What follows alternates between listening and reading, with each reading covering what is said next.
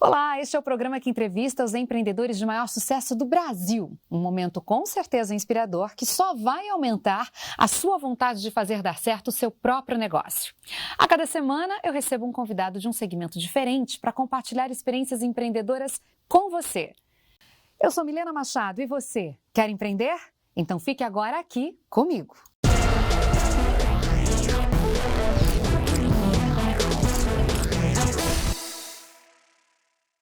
Hoje nós vamos falar sobre como empreender no associativismo. Quais as vantagens desse modelo de negócio quando o segmento é farmacêutico? O meu convidado é Edson Tamassia, fundador da Farmarcas, que em 10 anos se tornou a 4ª maior rede de farmácias do Brasil e que desde 2012 até hoje atua num modelo de negócio autoral único e inovador no mundo inteiro, sendo desejado por vários outros segmentos. Edson, que prazer, viu, estar com você presencialmente mais uma vez aqui na sua casa. Esse é o estúdio de vocês, da Farmarcas. Seja muito bem-vindo ao Você Quer Empreender.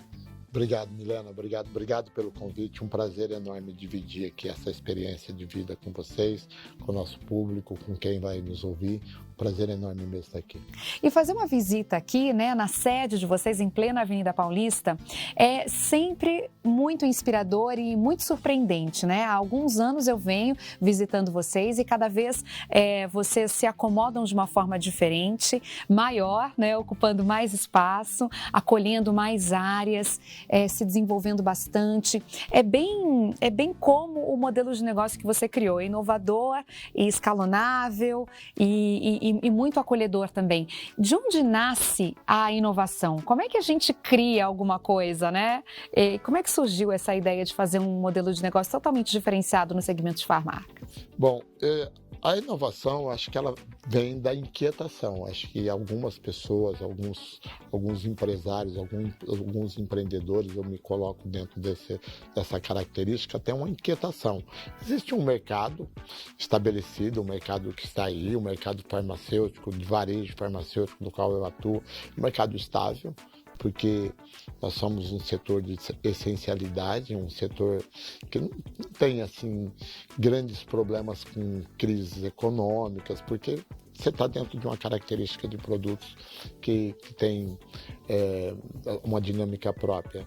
E aí você tem, eventualmente, todo mundo trabalhando muito parecido, muito igual. Aí a inquietação te traz para um outro patamar. E eu talvez me encaixo muito dentro disso, da inquietação.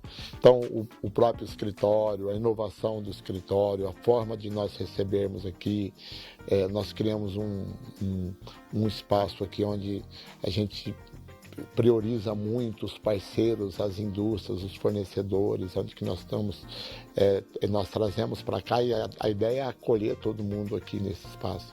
Então, grande parte dessa inovação do que nós estamos fazendo vem de uma inquietação que eu tenho. Que legal! E para ser inquieto tem que estar muito envolvido com tudo, Viver presencialmente, observar, refletir sobre. É uma disposição de vida, É ter uma energia para isso, para o momento presente mesmo. E aí, acho que o seu programa traz isso, de nós falarmos em empreendedorismo, nós falarmos em alguém que está tentando fazer ou fazendo algo de diferente. Isso é um pouco da característica do ser humano. Algumas pessoas mais acomodadas, algumas pessoas que têm um desprendimento maior para empreender, para trabalhar, para inovar, para buscar algo de novo, algo de diferente. E eu me encaixo um pouco dentro dessa característica e o mercado, ele é muito de iguais. Então, para você se destacar, você tem que estar sempre atento, olhando o que está acontecendo, tendo um pouco de coragem para olhar para o futuro e arriscar um pouco mais e fazer algo que eventualmente você não sabe ainda como que vai se comportar lá na frente, porque é uma dinâmica de transformação muito contínua, Isso é uma característica de varejo. O varejo tem uma transformação muito contínua. Em 50 anos, eu fico agora imaginando, em quantas coisas você já pensou sobre, quantas coisas já foram mudadas e criadas, além do modelo de negócio em si. Você nasceu no interior de São Paulo, em Paranapuã, E começou a trabalhar aos 13 anos. A minha geração também foi um pouco assim, eu também comecei a trabalhar aos 13 anos, Naquela época, o Brasil ele era bem mais rural, do que é hoje. E você, aos 13 anos, já foi trabalhar em farmácia. Como é que aconteceu esse primeiro contato? Por que o primeiro trabalho foi em farmácia? O que já naquela época te encantava e te intrigava nesse segmento? Bom, acho que com 13 anos a gente não tem tanta consciência, assim, daquilo que nos intriga, né? Eu, inicialmente, assim, o fato de eu ter ido trabalhar em farmácia foi a única... Eu nasci numa cidade muito pequena, né? Paranapuã, que é a minha cidade, tem cerca de 4 mil habitantes. E é uma cidade, como você disse, rural, eu venho da zona rural. Começar a trabalhar aos 13 anos de idade, naquela época também não tinha nada de excepcional, era natural. Mas era única, só tinha uma farmácia na cidade, tudo na cidade só tem um, né? Uma cidade de 4 mil habitantes tem uma farmácia, só bares que tem mais, né?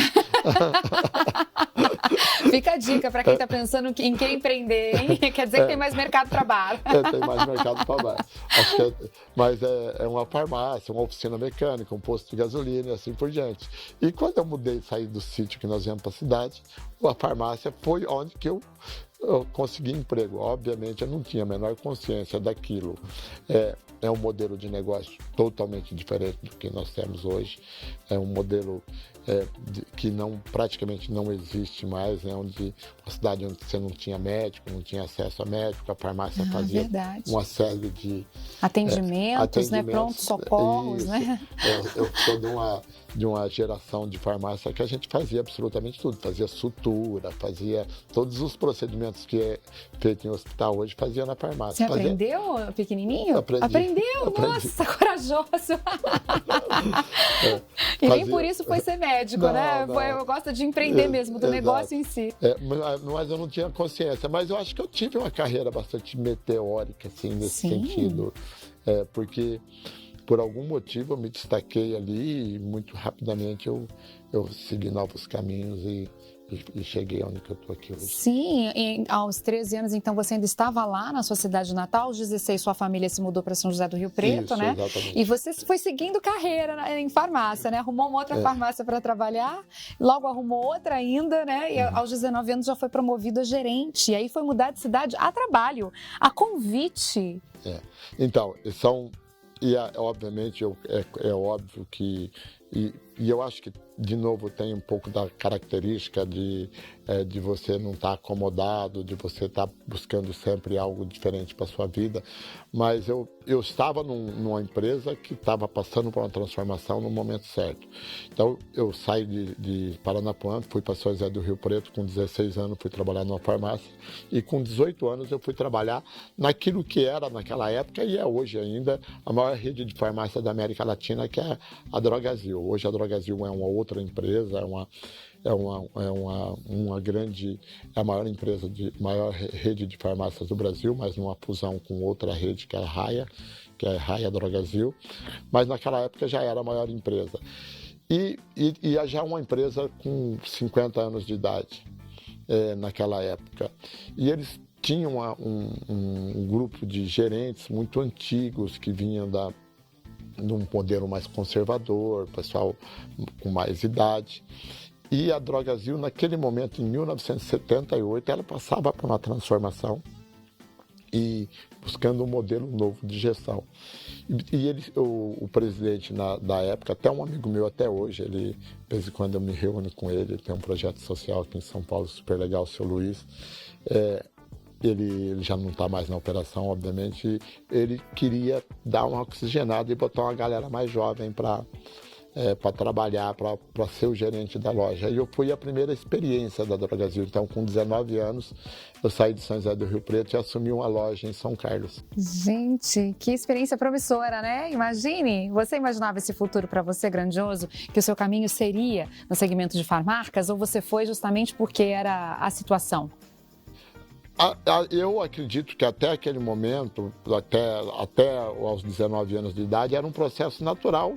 E até da época que a gente não ficava tão procurando outras coisas para fazer. E eu estava num processo evolutivo, começa numa farmácia lavando seringa, e depois você vai na primeira, na farmácia Bom Jesus. Isso, exatamente. Aí você vai para um modelo já de balconista, depois você vira gerente de uma farmácia, tá tudo certo. Então, tá fazendo carreira. Tá fazendo carreira. Eu fiz uma carreira promissora, passei por um momento muito bom na Drogazil, porque eu era eu tinha uma função de gerente substituto. Como tinha esse processo de mudança, eu sempre saía de uma loja e ia para outra, ou para fazer um processo de férias ou de vacância desses gerentes que estavam sendo trocados. Coisa mais interessante. Mas aí você estava indo bem na farmácia e você acredita nesse ramo, nesse segmento? Qual que é a sua característica pessoal que mais te impulsionou para essa posição de liderança? Porque gerência é liderança, né? Gerência é liderança. A gerência, você tem um processo que eu tenho uma transformação durante um período que hoje eu sou muito mais voltado às pessoas, mas a gerência você tem uma característica de fazer bem a gestão, fazer bem a operação, né? Porque gerência é processo, sobretudo quando você está trabalhando numa grande empresa, que vem uma definição de processos a partir da central e você tem que executar. Então você tem um processo de execução muito forte. E aí, obviamente, foi uma das do motivo de em algum momento decidir sair da Drogasil, porque você chega num patamar também que você não muda mais, você não tem muito mais oportunidade, você vira um gerente, você faz bem a execução de um processo, mas as estratégias, a inovação vem da matriz, né? E eu não estava na matriz, eu estava lá na loja. Então você vira um executor. Nada contra isso. A gente precisa e tem muita gente com essas características, né? Que é uma pessoa que é mais voltada à execução dos processos, mas eu gosto mais da inovação. Sim, sim. E ali naquele momento você tinha duas escolhas ou mais, imagino, mas em vez de entrar para a matriz e ir para o escritório, você preferiu empreender. Eu nem sei se eu tinha a oportunidade de vir para a matriz, eu nunca não passava isso pela sua cabeça? Não passava, até porque eu tinha feito todo um giro, né, pelo Brasil e estava em São José do Rio Preto novamente. Tá? E aí apareceu a oportunidade para mim continuar no segmento, mas trabalhar numa outra área, que é a área de vendas da distribuição. E aí eu fui fazer essa jornada. Aí voltou a rodar, porque vendas e distribuição também roda muito, né? Muito. E que foi uma experiência muito enriquecedora, porque aí você vira um autônomo, você um vendedor de uma distribuidora, de uma indústria farmacêutica, invariavelmente ele é uma pessoa física que monta uma empresa e vai ter todo o custo daquela operação, mas ao mesmo tempo com possibilidade de você também ter um ganho maior. E eu fiz uma temporada muito legal de vendas que me atraía muito. E aí tem a dinâmica de você mudar o relacionamento. Em vez de você estar tratando uma operação de balcão ali, você passa a cuidar de clientes de grande porte, né? Foi muito legal. E aí, então, de 19 anos até esse momento, que era de... Por volta de 86, eu entrei na Drogasil em 78, saí em 86, e até eu comprar minha farmácia em 91, eu fiquei nessa área. Só tem um períodozinho de 6 meses que eu comprei um bar. Eu ia chegar nele. Quando eu li a sua biografia, eu fiquei curiosa e falei, gente, mas ele estava indo tão bem, né, no segmento de farmácia, por que resolveu inovar e empreender em outra área, né? Então, antes de ser dono de farmácia, você foi dono de bar. Mas eu fui por muito pouco tempo. Foi a primeira investida em ser empresário, foi nessa tentativa, mas realmente não uma distração. Estava distraído, falou, estou passando por aqui, vou abrir aqui. O que será que te chamou a atenção naquela época, né? Por que não abrir a farmácia e abrir o bar? Você se lembra? Não, assim, a oportunidade da farmácia, ela veio depois em Piracicaba com meu irmão, mas eu não sei, na verdade eu acho que eu imaginava que eu estava saturado, mas depois eu entendi que não, pelo contrário, acho que eu nunca me vi fora do segmento de tentar uma outra frente, uma outra atividade que não fosse farmácia. Você tinha 20 e poucos anos, né, quando decidiu sair, né, da carreira de vendedor autônomo, de dar um descansinho no segmento farmacêutico, já era casado e já tinha filhos? Já. E aí você teve apoio? Porque geralmente na história de empreendedorismo, quando acontecem mudanças assim tão drásticas, às vezes tem o apoio total da família e às vezes não. Às vezes, além de lidar com o desafio do empreendedorismo, ainda tem a questão da estabilidade familiar, né? Como é que foi para você nessa época? Bom, quando eu resolvi empreender, que eu vim para a farmácia, eu estava separado. Eu já estava no meu desquite do primeiro casamento. Tá, Tá? entendi. Que estava num processo de separação, então isso talvez tenha contribuído, porque também estava saindo de São José do Rio Preto, que já estava numa jornada, então estava tudo certo. Entendi. Então você tomou a decisão sozinho, teve essa liberdade, vamos dizer assim, mas também sabia que tinha uma responsabilidade dos filhos, né? Frutos do primeiro casamento. Isso. E aí a sociedade foi com seu irmão, isso deve ter te dado uma segurança também para investir ali. Você tinha 27 anos nessa época, né? 27 anos, isso. Tem que fazer a conta, essas contas de...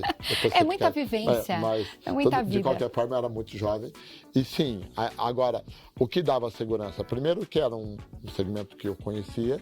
E segundo, que essa farmácia, meu irmão já tinha de sócio com um amigo. Eu comprei a parte do amigo dele. Então, isso já... Ele já conhecia o negócio, já tinha história. Já tinha uma história. Era uma oportunidade.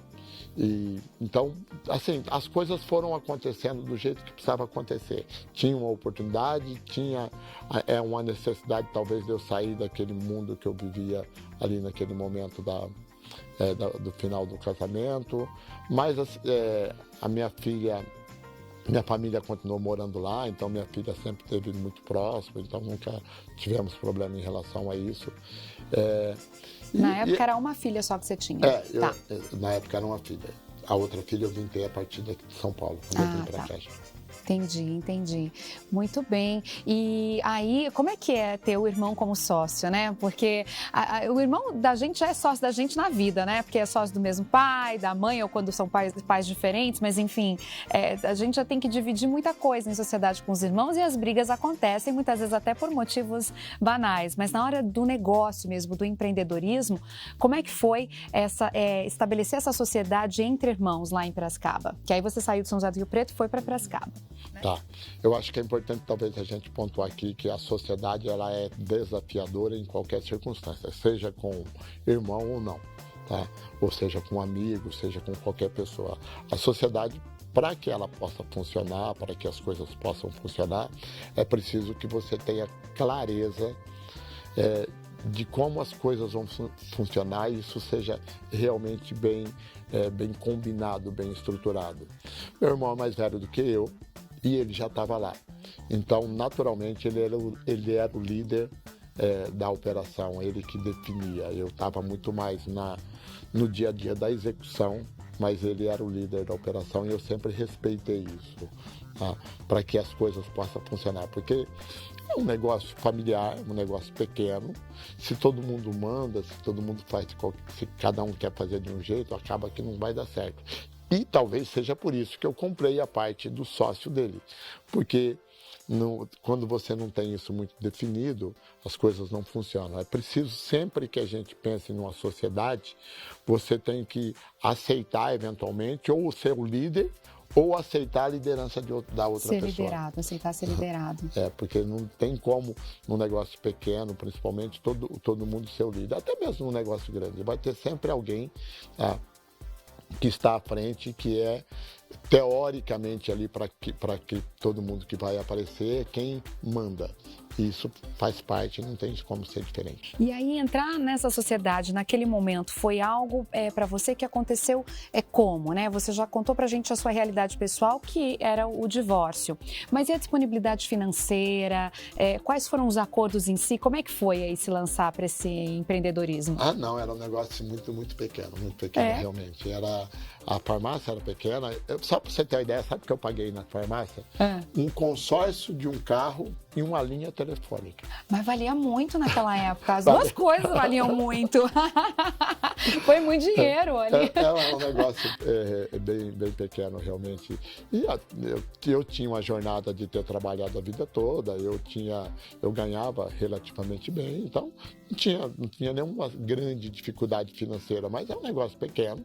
Nós começamos realmente numa farmácia que é um modelo familiar, uma farmácia de pequeno porte. Hoje ela está lá até hoje, é uma farmácia maior, tem uma estrutura muito melhor, mas é uma farmácia pequena e é naquele modelo de você trabalhar o dia todo, você ser, ao mesmo tempo que você é o dono, você também é o balconista, você também cuida da operação. Ajuda a descarregar, monta Isso. estoque, né? Exatamente. Atende o cliente, faz um pouquinho de Mas tudo.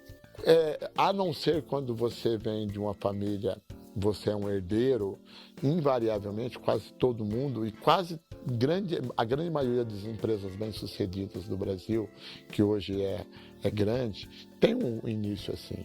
Você pega e você começa a ler a história dos empreendedores, via de regra, tá? E no segmento farmacêutico, as grandes empresas do Brasil é a primeira ou segunda geração. Uhum. Então é alguém que começou realmente. Sim. E você vai começar É o empreendedor que a gente fala, né? Empreendedorismo de uma pessoa só. 90% dos negócios, né? Ainda mais quase todos que se iniciam. Era a Droga Avenida, certo? Exatamente, é Droga isso aí. Avenida.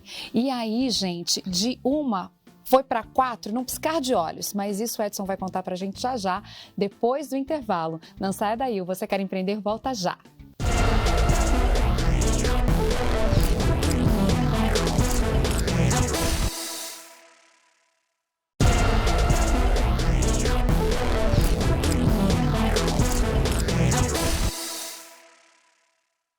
Estamos de volta com o programa Você Quer Empreender, hoje falando sobre associativismo no segmento farmacêutico. O meu entrevistado é o Edson Tamassia, que eu tenho sempre um grande prazer de reencontrá-lo, aprendo muito. Tenho certeza que vocês também estão achando esse papo muito inspirador e encorajador, né? E a gente deixou aí um pedacinho da sua jornada empreendedora no ar, porque, gente, depois da Droga Avenida, da farmácia de estreia, vamos dizer assim, da Sociedade com o Irmão, foi uma por ano. Em 4 anos, viraram 4.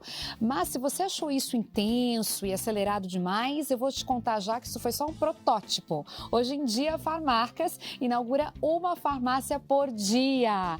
É inacreditável, é um fenômeno esse seu modelo de negócio. A gente vai chegar no modelo de negócio justamente a partir de agora. Eu te convido a isso para contar pra gente rapidamente como foi esse passado, que ao nosso ver já é tão arrojado, uma por ano, e como que você estruturou esse modelo de negócio que dá tão certo hoje em dia. Vamos falar do passado então primeiro. Legal. Bom, da primeira farmácia, então a jornada da primeira farmácia lá com o Zé Carlos, como eu disse, tinha a liderança dele, tem a liderança dele, né? E ele foi, nesse momento, ele trabalhava em outra atividade, eu operacionalizava a farmácia, ele não trabalhava comigo. Aí, e nós fomos empreendendo, nós fomos montando mais uma, trouxemos o outro irmão para trabalhar com a gente. Natural, era um processo de crescimento natural. Vocês são 4 irmãos, Nós 4? Na verdade, minha irmã nunca tinha trabalhado com a gente. Ela trabalha comigo hoje lá nas nossas lojas, que hoje é uma outra atividade, uma outra operação. Tá? Mas meu irmão, nós somos 3 irmãos homens. Trabalhava eu e o primeiro irmão, e o mais novo, depois ele veio trabalhar com a gente também. Tá. Como chama o mais novo? Edivaldo. Edivaldo, tá. Certo. Bom, essa jornada então vai de 91 até 94, 95. Nós continuamos empreendendo, montando farmácia. A ideia era, não tinha uma ideia de parar de crescer, mas também não tinha uma estrutura ou um planejamento de pensar no longo prazo. Naquela época era quase 1 para 1, né? Cada irmão com a sua farmácia e uma mais, que vocês faziam rodízio. Estava tudo sob controle. Estava tudo sob controle. Só que 94 tem uma grande transformação na economia brasileira, porque nós vivemos um período entre 87 até 1994 de inflação muito alta, né? Um modelo inflacionário, a economia... Remarcação de preços. Eu era criança, eu via aquela loucura de pegar na prateleira o quanto antes, né? Exatamente. E nós aprendemos a administrar o nosso negócio nesse cenário. Um cenário de inflação, que você acaba todas digamos aí, os seus defeitos, as suas imperfeições, ela é mais fácil de ser escondida, jogada para baixo do tapete, porque a correção de preço corrige eventualmente um erro de gestão, uma decisão errada, um custo mais alto. Em 1994, a gente tem o Plano Real. E aí começa minha transformação de fato nesse mercado para me trazer onde que eu estou aqui hoje. 1994, Plano Real, a gente tem o RV, que é a Unidade Real de Valor, em fevereiro.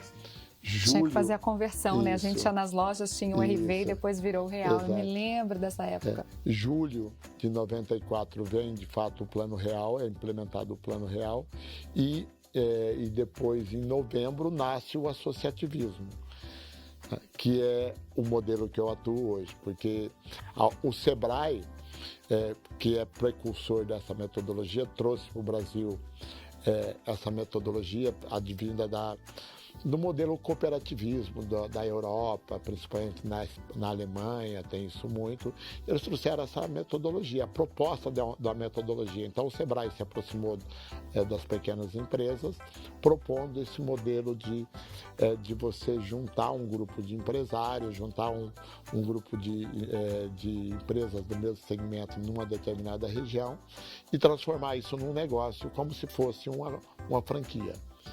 E eu estava dentro da cena, porque eu vim de São José do Rio Preto, a primeira associação nasceu em São José do Rio Preto, eu tinha amigos que estavam lá, e a partir daí nós buscamos entender como é que funcionava e eu montei a primeira rede de farmácia associativista da região de Piracicaba, que é a Farmavip. Farmavip. E a partir desse momento... Em 96. Em 96. Nós começamos o processo de unificação. Eu passei 95 todo estudando o modelo, entendendo, buscando empresários da região para compartilhar da ideia, até que em 96 nós montamos. E aí tem uma transformação na minha vida. Eu passo a gostar mais da associação do que da farmácia. Olha só, mas do modelo de negócio em si, dessa coisa de união faz a força, todo mundo junto. Exatamente. Então, aí vem minha grande transformação como empreendedor, como empresário, como homem de negócio. Porque a farmácia, com um modelo como o nosso, é um modelo também operacional, porque é uma empresa pequena, uma empresa familiar, que você continua tendo que abrir a farmácia, você continua tendo que fazer plantão, você continua tendo que fazer o dia a dia ali da operação.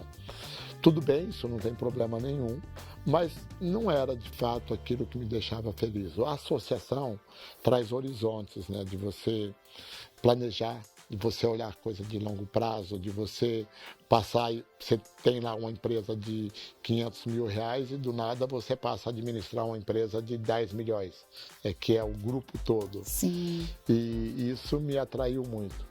E aí eu faço a jornada dentro do associativismo, que é onde que eu estou hoje, que já tem 26 anos, desde 96 até hoje, basicamente desde 96 para cá. A minha grande função é gerir o associativismo.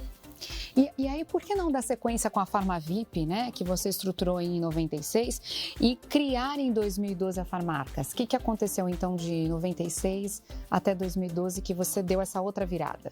Bom, é que tem uma outra jornada anterior a essa que eu preciso contar para dizer como é que eu cheguei na Farmarcas. Então, eu tinha farmácia junto com meu irmão, e até 96 começamos o associativismo. E na Farmavip você já estava sozinho ou estava com a sociedade com os irmãos também? Sempre, até aquele momento, sempre sociedade com os irmãos. E aí, o modelo associativista no segmento farmácia, ele se alastrou muito rapidamente. Surgiu várias associações por todo o Brasil.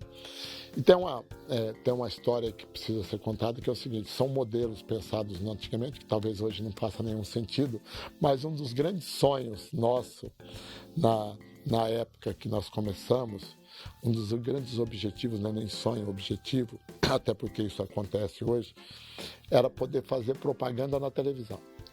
Ah, que interessante. Tem que ter grana. Isso, era você juntar um grupo de empresários, você ficar grande o suficiente para sua marca ir para a TV. Né? Era chique estar na TV mesmo naquela época. Era chique estar na TV. Então, e como é que a gente fazia isso? No caso do estado de São Paulo, a TV já era por retransmissora. Você tinha uma retransmissora em Campinas, uma em São José do Rio Preto, uma no Vale do Paraíba, uma em Ribeirão Preto, uma em Bauru. Então as redes começaram a atuar, as associações, na região do sinal daquela retransmissora. Localmente, anunciar localmente, para o público mesmo, né? Para os clientes ali. Então nós tínhamos 10 redes no estado de São Paulo, 10 associações como a nossa, além da PharmaVip, mais 9. E nós começamos a nos reunir informalmente para poder conversar, para poder trocar ideia, para poder saber o que alguém estava fazendo. Daí surge uma associação chamada FAESP, Federação das Associações do Estado de São Paulo. E eu fui liderar essa associação. Então, eu era presidente da PharmaVip, eu trabalhava na farmácia, era presidente da PharmaVip e virei presidente da FAESP. Meu Deus do céu, sobrava tempo para dormir, para almoçar, para visitar as filhas? Sempre tive uma vida bastante... Regrada. Eu durmo pouco e sou bastante disciplinado para trabalhar. Pois é, já estou imaginando. Então, aí a FAESP fazia ali a ação, eu tinha uma sede em Campinas, uma em Piracicaba, nós fazíamos as ações de reunir o grupo e fazer negócios conjuntos e tudo mais. E no final dos anos, no começo dos anos 2000, final dos anos 90, 99, 2000, assim como a gente tem hoje esse fenômeno de aplicativos, de um monte de coisa assim, naquela época nós tínhamos um fenômeno dos portais, dos sites, que surgiu muito naquela época. E tinha uma empresa aqui em São Paulo, que ele é uma grande empresa, um fundo, uma holding, na verdade, com várias empresas, e eles tinham feito um investimento no segmento, desenvolvendo um site, inicialmente com a ideia de ser um site para médicos.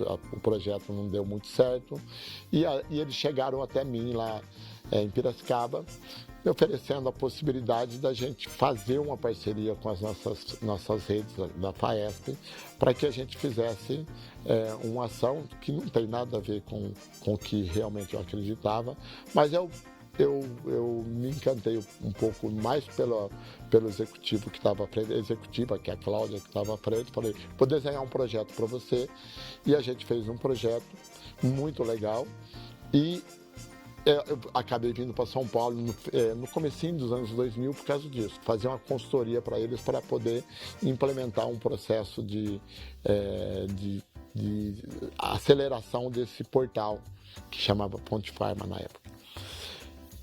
E aí eu precisava de ter uma atuação nacional, porque não bastava só no estado de São Paulo, porque nós fizemos a ação no estado de São Paulo, fomos bem sucedidos, as coisas estavam muito bem. E aí a gente resolveu que nós precisávamos fazer uma associação Brasil. Daí nasce a FEBRAFAR. Que veio antes da farmácia. Isso, a FEBRAFAR, então, é a Federação Brasileira das Redes Associativistas de Farmácia. A FEBRAFAR já vai fazer agora em fevereiro 23 anos de existência. Eu sou presidente da FEBRAFAR desde que ela surgiu. Eu sou o fundador da FEBRAFAR. A FEBRAFAR é uma federação de associações de farmácia que tem 13 mil farmácias na base. E são 13 mil farmácias, 63 redes associadas. Então, a minha jornada, então, nesse período vem da farmácia, então estou lá na farmácia trabalhando. Na PharmaVip, né? Tenho a FAESP, tenho a FEBRAFAR, porque eu continuei com a FAESP ainda, então 3 atividades. FEBRAFAR, PharmaVip e FAESP. E eu venho numa jornada de desenvolvimento totalmente dedicada ao associativismo. Ainda eu tenho um negócio que é importante nesse período aí, que o associativismo não era ainda um modelo de negócio que eu conseguia viver dele. Então, eu tinha um trabalho paralelo, eu fazia palestras. Nossa, um showman. Que legal. Fazia as palestras sobre o mercado farmacêutico. Foi, assim, meu grande desenvolvimento. Eu fui contratado por 2 indústrias farmacêuticas, eu rodava o Brasil falando de associativismo, falando de mercado farmacêutico, falando de genérico, porque o genérico nasce junto com a FEBRAFAR no ano 2000. Olha, você já era influencer e não sabia, só não tinha esse nome. Só não tinha esse nome. Era consultor, era influencer, era empresário, era então, líder de segmento. Tinha a farmácia, tinha as minhas palestras, tinha os meus treinamentos que eu fazia de gestão para a galera, tinha a FEBRAFAR, e nós fomos trabalhando tudo junto, tudo ao mesmo tempo. E desenvolvendo o associativismo. E nós criamos, e eu sei uma coisa que eu tenho muito orgulho, é porque eu sempre fui de pensar muito no futuro, pensar, e daqui a um ano, daqui 2, daqui 3. Nós temos um instituto que chama IFEPEC, Instituto Febrafar de Pesquisa e Educação Corporativa. E esse instituto trabalha basicamente com pesquisas e com estudos de cenário. Então, lá perto dos anos 2010, a gente começou a olhar uma transformação do mercado, tinha um modelo de governo naquele momento mais voltado para o social, distribuição de medicamento gratuito com farmácia popular, muita gente surgindo nessa cena de competitividade. Falei, opa, é por aqui que eu vou dar uma olhada como é que vai ser esse mercado. E aí que nasce a Farmarcas.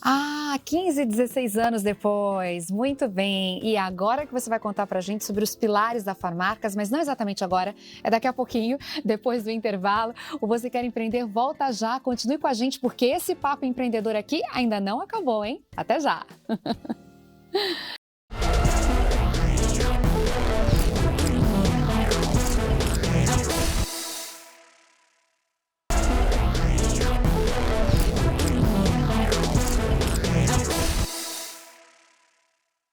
Estamos de volta, este é o programa Você Quer Empreender, para você que tem vontade de montar o seu próprio negócio, para você que já o tem e não sabe muito bem como fazer para consolidar, para expandir. Aqui tem muita informação, muito insight para você se dar muito bem no seu negócio e querer fazer ainda ele dar certo com mais garra, mais vontade ainda.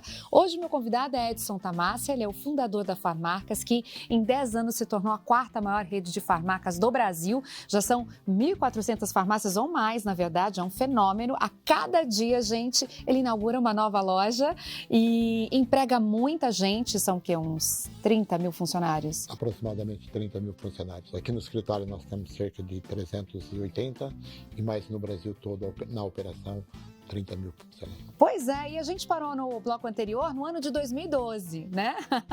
Faltam 10 anos para a gente chegar nesse momento atual e agora, até que enfim, você vai entender como é que é esse modelo de negócio, quais são os pilares desse modelo de negócio, porque você já entendeu todo o contexto dessa história. E é uma história que é bastante longa de vida pessoal e de empreendedorismo pessoal do Edson. E aí, como foi estruturar então a Farmarcas? Bom, a Farmarcas, então, nasce de uma oportunidade, num momento do mercado onde que você tinha uma inserção muito grande da classe B para a classe C, uma mudança ali da economia, uma mudança realmente do modelo de negócio. A farmácia popular, que foi um programa que tem até hoje, na verdade, de distribuição de medicamento, acelerou muito esse processo, porque foi em parceria com as farmácias, e nós nascemos de uma oportunidade.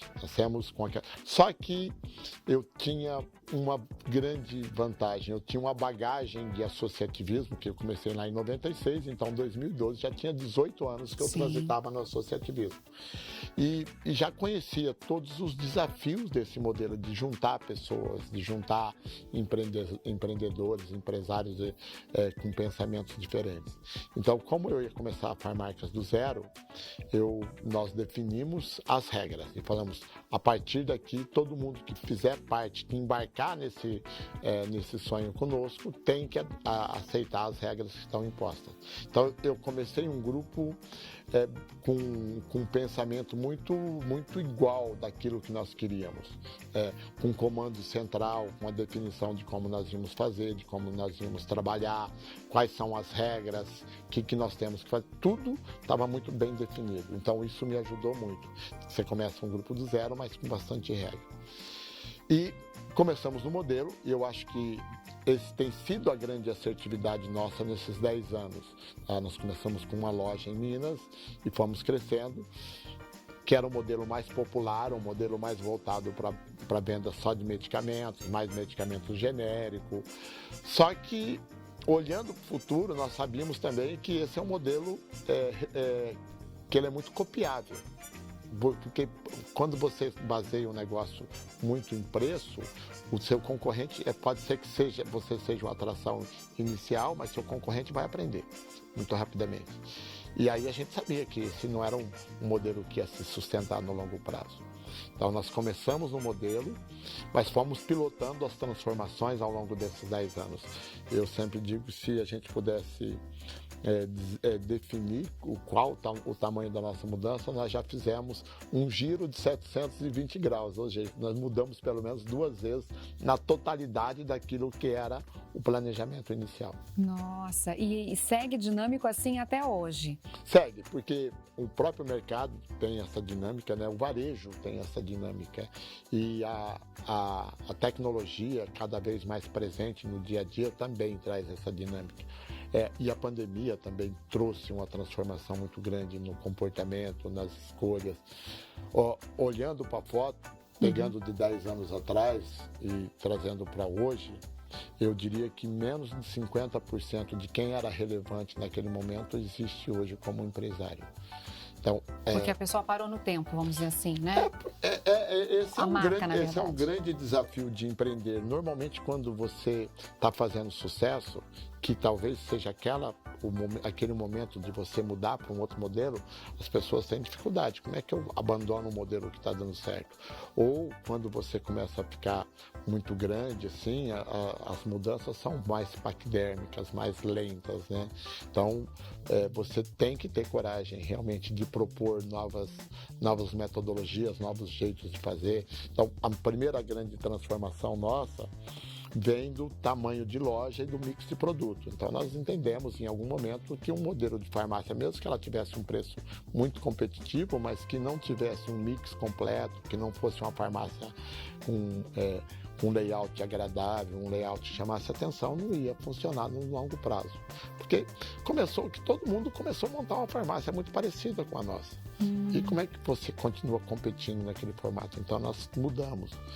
Depois, a tecnologia nos trouxe muita transformação. Nós aqui, eu acho que você teve a oportunidade de conhecer, nós investimos muito em tecnologia. Sim. Muito em inovação. Nós temos uma diretoria de inovação.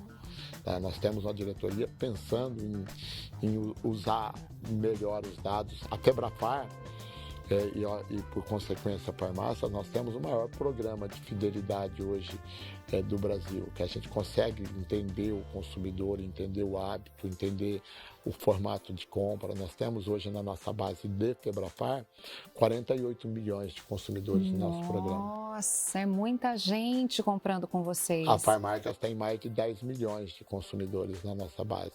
Então, isso nos permite entender a dinâmica de compra, como que esse cliente se locomove, qual que é a frequência, qual que é o ticket médio, como é que nós fazemos as melhores ofertas.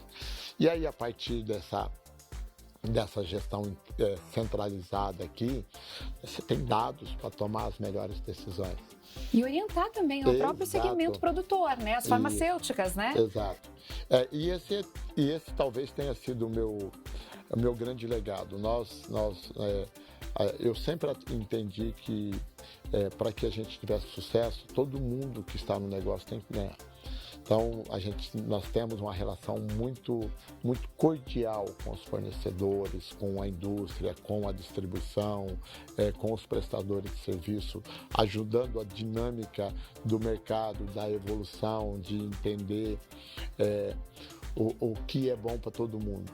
Então, isso também nos trouxe aqui uma relevância para o mercado. Então, a Farmarcas é muito conhecida. Nós somos um modelo hoje referência mundial. Muita gente vem aqui do mundo inteiro, de outros segmentos, né? A gente procura deixar aqui como exemplo o nosso trabalho para segmentos mais distintos que você possa imaginar. Porque é possível replicar. Claro que você tem um trabalho enorme, você tem que ter uma disciplina enorme, você tem que ter uma equipe de altíssima qualidade. Sim. E esse é uma coisa que eu gosto muito. Sim. Equipe.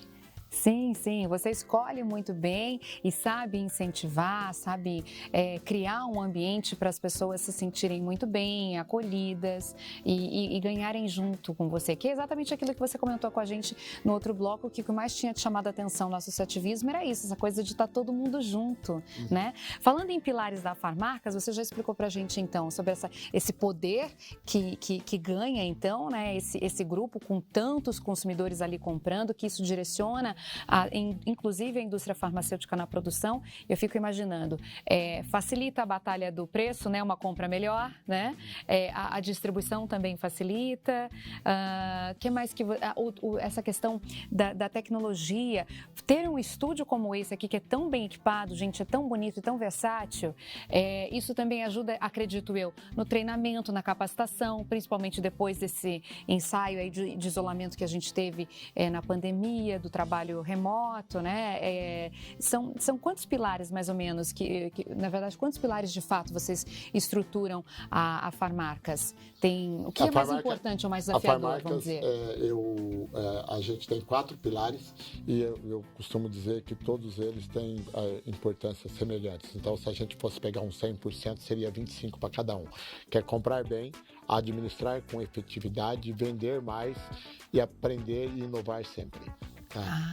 Então, para cada um desses pilares, nós temos os nossos departamentos, na verdade, nossas equipes, né? Então, para comprar bem, além dos sistemas, eu tenho toda uma equipe de pessoas negociando, conversando com a indústria, buscando ofertas. Nós temos uma diretoria que cuida disso.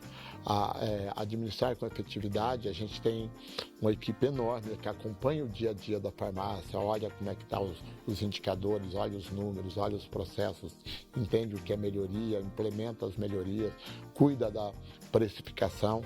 Então, você tem uma equipe cuidando disso, uma diretoria para cuidar disso.